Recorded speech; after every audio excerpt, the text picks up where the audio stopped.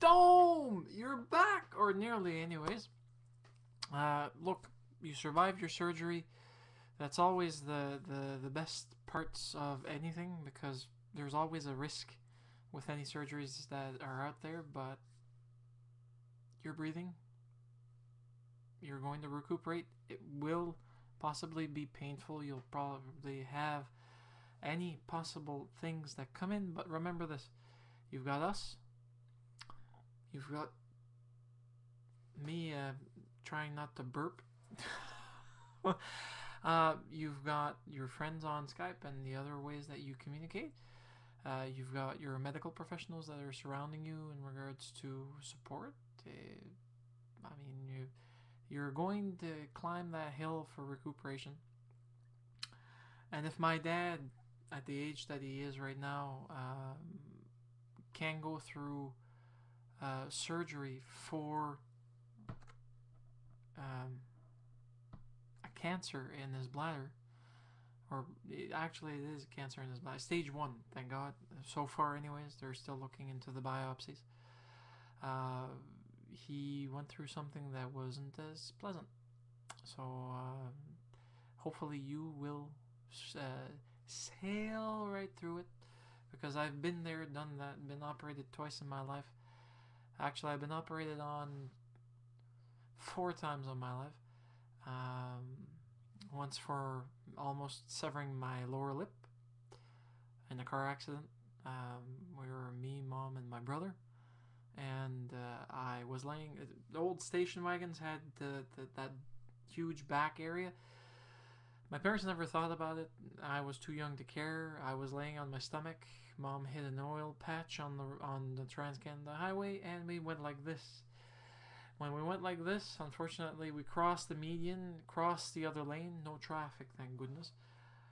And CN, Canadian National Railways, or CN as we call them here, have their rail tracks next to the highway in most places, and there's about a 10-foot drop in the ditch. From the road to the bottom of the ditch, there's 10 feet.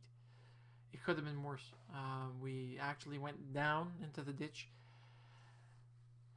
If you know how physics works, an object moving at a certain speed in a certain direction, if the path changes suddenly, it will want to continue, right? Well, that's what happened to me. I went soaring inside the vehicle. Literally, I left the back floor, the cargo bay floor of the actual station wagon, flew up in the air, hit my head and my body against the ceiling, and then slammed back down when we land in the ditch. Unfortunately, I went like this, so I've got a small scar you can't hardly see from that, but it was painful. Especially because I was going to a scout jamboree that not too far in the near future. So I ended up with like 17 stitches, an infected lip that needed penicillin because it was painful, and saline, brine. No, not saline. Saline is too polite a word. Brine gargle, which is literally iodized salt or sea salt or whatever salt you have lying around, and you put in a glass about yay big in diameter, about like yay high. You put like this much salt, and you put warm water, and you rinse it, and it tastes like you've just swallowed the Mediterranean Ocean or the Dead Sea or God knows what else you have as a sea around you. Oh, that's one. Two. One relevant to male anatomy specifically. Unfortunately, I was very young when that happened. Three, an infection from a birth defect that had to do with the way I was born. Nothing major, but it became an issue at the age of 18 and required major surgery. There was no way for me to fix it with naturopathic or anything else. And that was painful. That one actually, I've never cried during my operations or after. That last one, I actually needed to take baths and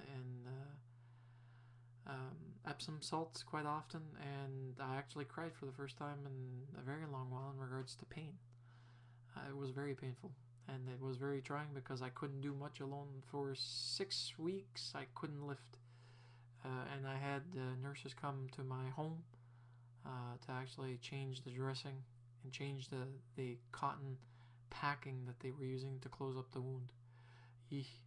Anyways, I think that's possibly too much for your information, but Dome, you've deserved it. I think that you've told us a lot of yourself, and that's a part of me. That's a part of who I am. Your own Bosley for the Clive's Angels. Anyways, have a nice one.